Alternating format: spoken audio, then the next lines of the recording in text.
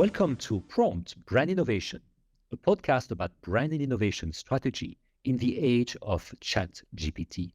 My guest today is Hugo Alves, the co-founder, and I love that job title, Model Whisperer of Synthetic Users, an AI model that simulates various types of users' reactions and insights for research and testing purpose. But Hugo will describe it better than I do. So thank you so much for accepting to be on the podcast today, Hugo. Could you tell me a little bit more about who you are and about synthetic users? Of course. Thank you, first of all, for the invitation, Joel. It's a pleasure to be able to talk to you and to explain what we're doing at Synthetic Users. So essentially, the reason why we built Synthetic Users was because we felt the pain ourselves. And what pain is this? It's the pain of finding people to talk to, finding people that we can understand what their problems are, all the amount of work and money that goes into setting up user interviews to better understand what might be the pains, needs, and goals of a specific set of users. And since we were dealing with this problem ourselves while building on top of GPT, we decided to prototype and to test this idea as kind of an experiment. And the results we got were so good that we decided we know there's more people out there in the world that have this problem. So let's build a product to solve it. So if you want to run user interviews to better understand the problems your possible customers have, or to get some feedback on an idea or a concept that you plan to build to solve those problems, you can use synthetic users for that. You mentioned ChatGPT.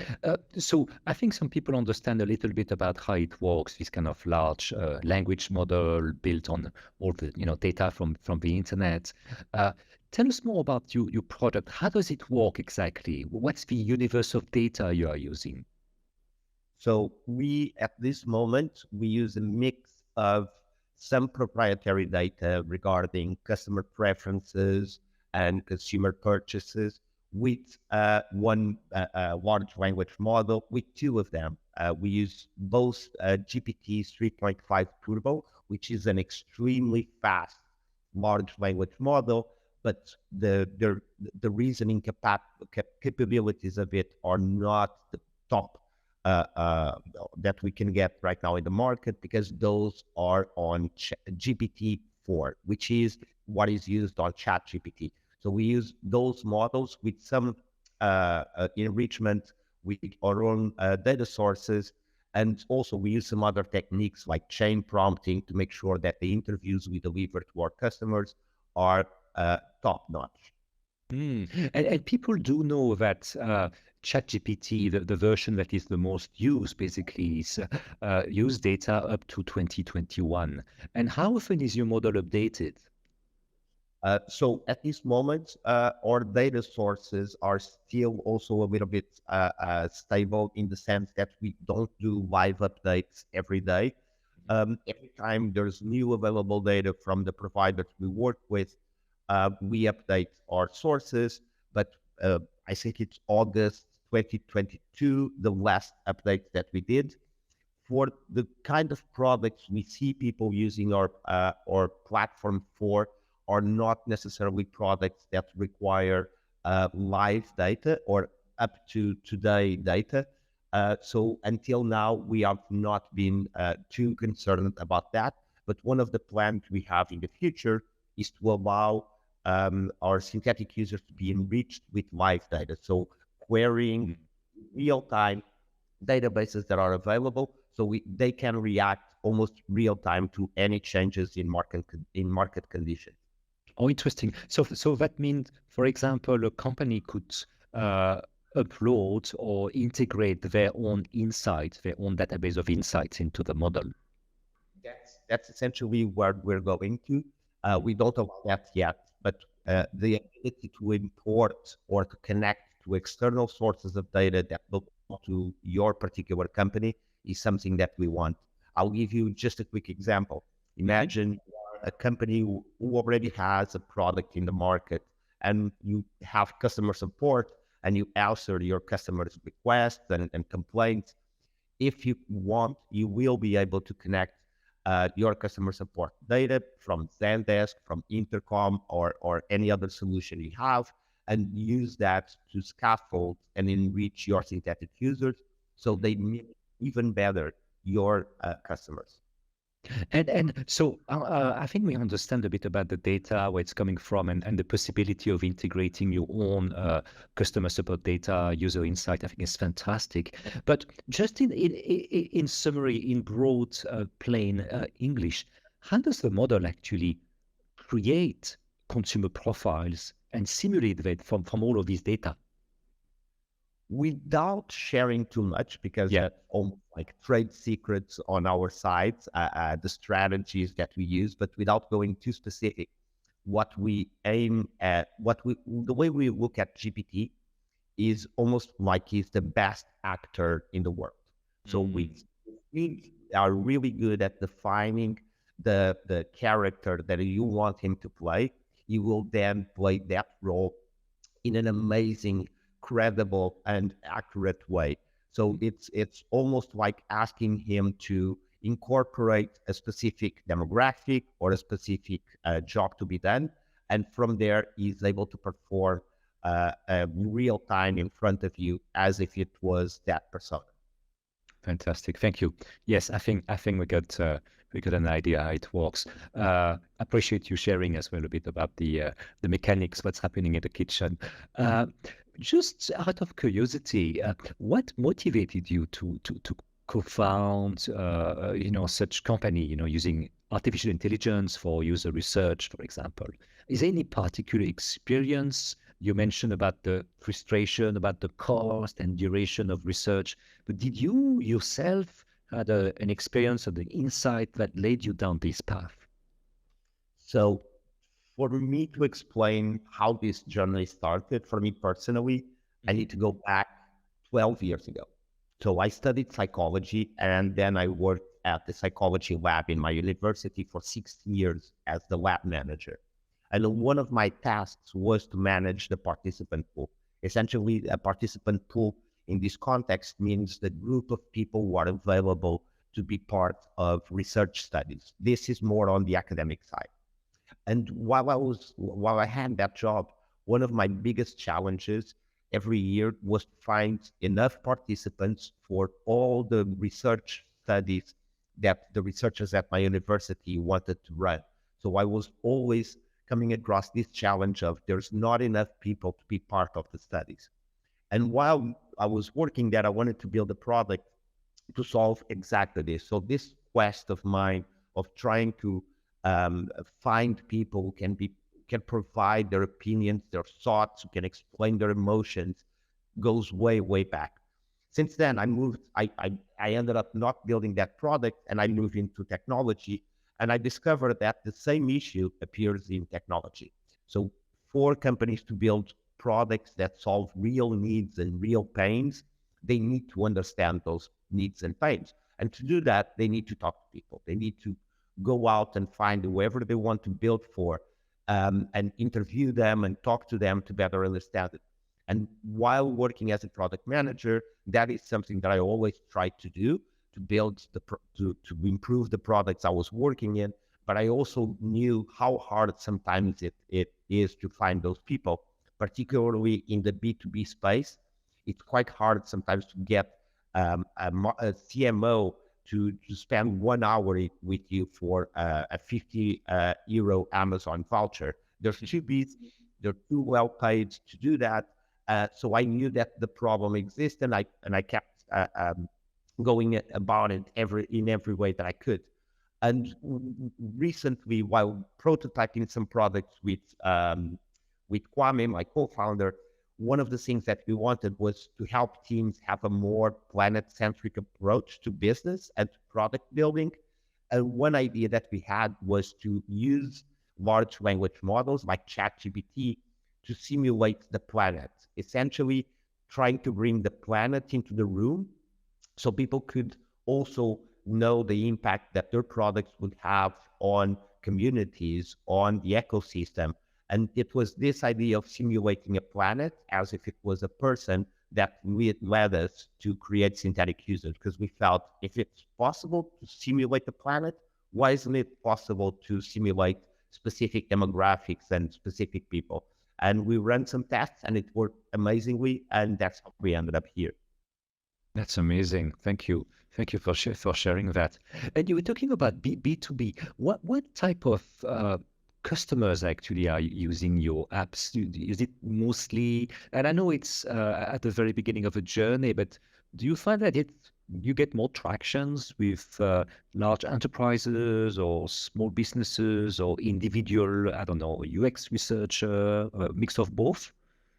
It's as always, it's a mix of both. We have one particular challenge. So we have some big companies that have been reaching out to us. They want to use synthetic users, but we don't yet have everything they need. And I'll explain specifically what I mean by this. With big, large enterprises, you know that there's a lot of legal and compliance stuff involved, because the data that they are willing to share with you needs to be protected at all times. And although we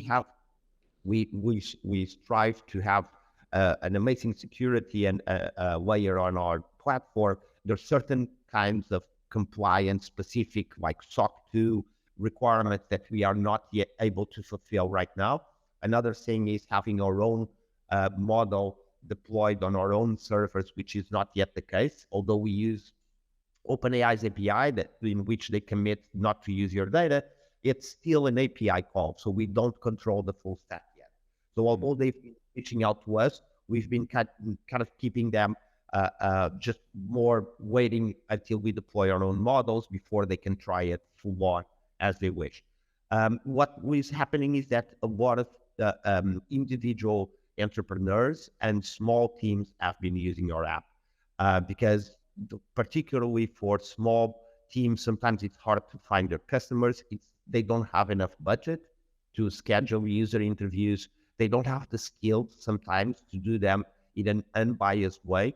And they've been reaching out and working with us and using our product exactly to fulfill that need, to help them understand their clients better when they don't have access to them or they can't afford to spend time and money to interview them. Yeah, that makes a lot of sense, and I must confess that I actually use it myself quite a lot because I think it's a great tool to get preliminary feedback. Do you have any success story or an anecdote that will among past users or current users where you guys managed to do something that wasn't possible before, like an actual impact that shows how your synthetic users actually had benefits, had an impact on the business? Yes, we had someone from the US. So I woke up the other day with an email from LinkedIn saying someone posted about you and synthetic users, and I went to check what it was, and I almost cried because it was the first time that completely unprompted. I had gotten emails and feedback on our customer support tool with people saying, "Oh, I love your tool. I've been using it." But it was the first time that someone did a post publicly saying, if you're not using synthetic users, you're missing out. We just use them to iterate on our product that we are launching today, and it has been amazing. And this was one of those situations in which, when you're building products, seeing products being used by real people but having a positive impact in their lives is one of the most rewarding experiences. And essentially, it was a product that was built to help people have a particular gut condition that they can't eat everything. They have specific foods that they need to avoid, and some others that are recommended. And it was someone who used synthetic users to better understand this target group. So then they built ironically an AI assistant to help those people prepare their meals and define their food schedule so they could manage their health in a better way, which is something that I was amazed to see. It was an AI product, synthetic users, helping someone build another AI product to help a group that is vulnerable in their health. Well, this is that would be a fantastic case study, for marketing purpose for synthetic users. So, yes, sorry. We are, we are talking with the entrepreneur exactly to do that case study. So now I don't want to dampen the mood, but we talk about this wonderful story and the usefulness of a tool.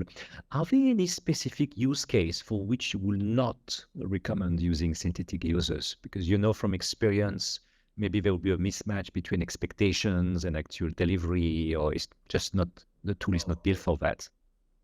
Of course. So the way these large language models work means that the more data or the more text they have about a particular group of users, the better they can perform.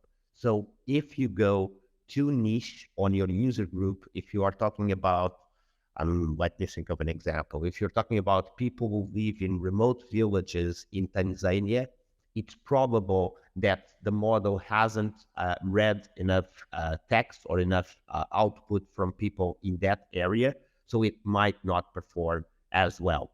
It can do educated guesses even on those cases, but if you're going for really remote populations that you don't feel have a big footprint online, the product tends to become not bad but dull.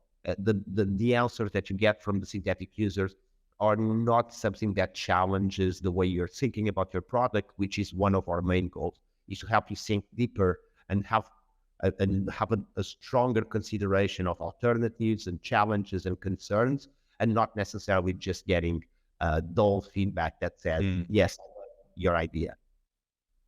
Yeah, this is very interesting. It's actually a very useful tip, and it does make a lot of sense intuitively that if you don't have enough data or a footprint, it will be harder to basically simulate, these users. What has been the reaction of, for example, either the market research community or people who do UX, user research? What was it so far? Did you experience any pushbacks or skepticism, perhaps because of the limitation you're highlighting? Let me tell you about a couple of weeks I had. Okay. So as always, this kind of products that aim to disrupt a particular market or make a big improvement on it tend to have mixed reviews. It's a good thing in a sense. You want people who love your product, and you need to be okay with people who hate your product. And we got a lot of people who hate our product. There's a more traditional user research style that feels that our product is almost offensive. It's not even, they don't even care if it works or not. It's more about this shouldn't exist. And while some of them have some valid criticisms, which overlap with my own concerns regarding our product, which is how accurate is the feedback that you get from the personas? How useful is it? How valuable is it? Those are all valid concerns that I embrace also, and that I do my best to mitigate.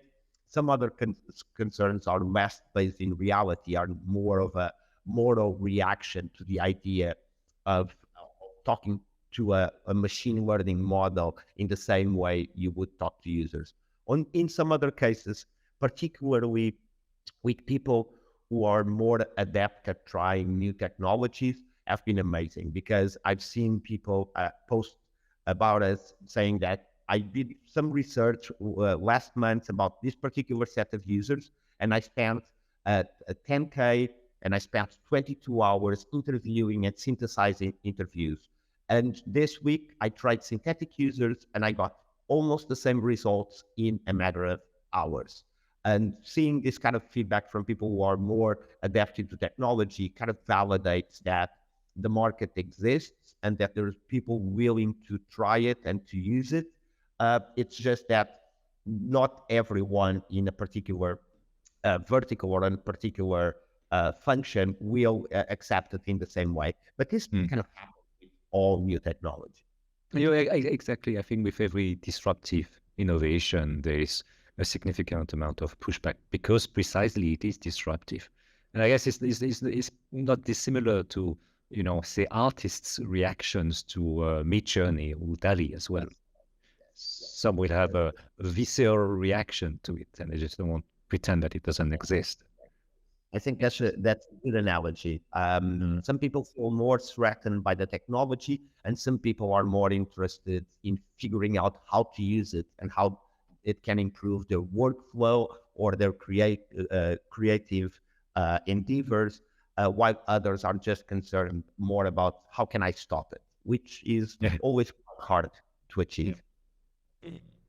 Well, Italy banned ChatGPT for a while, so Oh, But then they unbanned it in yeah, less than a week, which yeah. says a lot.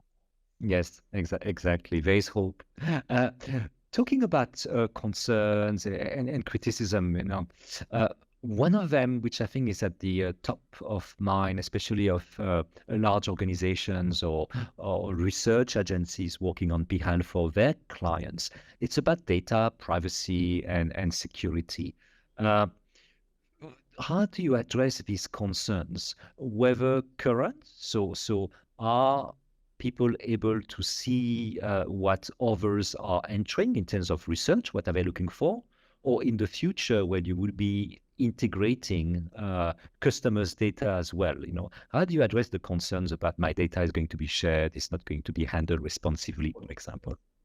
Valid concerns, and I'm happy that people have that level of skepticism. It's something that I expect every business to have about itself: is where is my data going, how is it being used.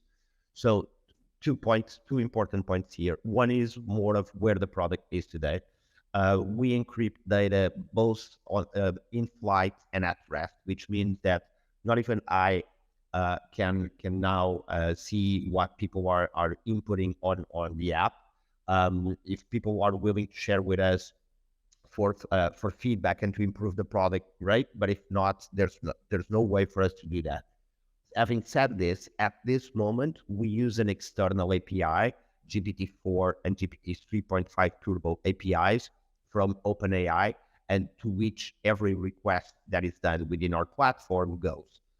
Although their terms of service say that they don't use that data anymore for retrainings or for training the model, I understand that for some companies and for some compliance certification, this is not enough. This is why we're working on fine-tuning our own models so we can deploy them on our own servers and serve our customers with the guarantee that their data will never leave our scope. But as you know, for a lot of big companies, this kind of security and privacy thing, it's not even judged on a common sense basis. It's just that they have a list of checkpoint of check boxes that they need to fulfill, and until those are fulfilled, legal doesn't let you move forward. So we're working on having our own model, so anyone at any enterprise at any scale can work with us. But until now, only smaller companies who are not that concerned with the using a third-party API are normally the ones who use it the most. No, that makes sense. It makes sense. Looking ahead, then, what's your vision for the future of synthetic users? So there is the data privacy and compliance part that you're working on. Are there any other exciting developments that you're currently working on or planning to introduce in the coming months or coming years? Yes. So I'm gonna share what my dream is of synthetic users. My dream is a product that creates products. Is a product that you can just tell him, I want to build a product for this particular user group. Let's imagine dog owners, people who have dogs, and it go and by itself it can figure out what are the biggest pains that dog owners have. It can subsegment the dog owners category into urban dog owners and figure out what those needs are. It can come up with ideas on how to solve those needs. It can then interview synthetic dog owners to figure out if the product is a good idea. It can then create ads on Facebook, Reddit, Twitter to see if that feedback they got from synthetic users is also reflected on click data from the ad, and then make a final decision on which product to build to solve which particular need. So this is kind of a crazy idea that I have, but it's essentially a full-fledged product that you just need to input who do you want to serve, and it comes up with the problems, finds a way to solve them, tests if it's a good way to solve them, and then it makes a final recommendation. And eventually, with the code creation capacities, code generation capacities of some of these models, it might even build the product itself and start selling it. That sounds absolutely amazing. You could even add, features like a marketplace to test. For example, when you have this new product, at what price users, what price people will be willing to pay, what kind of almost market share you could expect to Yes. capture. Yes, Well, checking what's the total addressable market, yeah. regarding the willingness to pay. We already have in our product feedback interview, we have two types of interviews: problem exploration and product feedback. On the product feedback interview, we already have a question pointing in that direction. We ask our synthetic users what would be a reasonable cost for this solution, but there are more complex ways to estimate the price appetite for a particular product.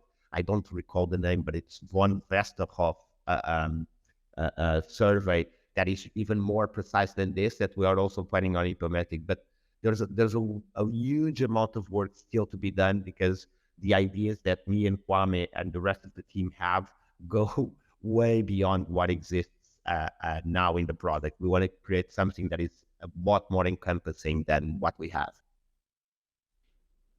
Thank you so much, Ugo. I think it was a genuine privilege, because I believe we're going to hear a lot more about synthetic users in the future. We are very fortunate to have a genuine disruptor that is going to change and transform, an industry, whether it's user research or market research. So thank you again for your time and your insights, Ugo. So it was a pleasure, and amazing questions, by the way.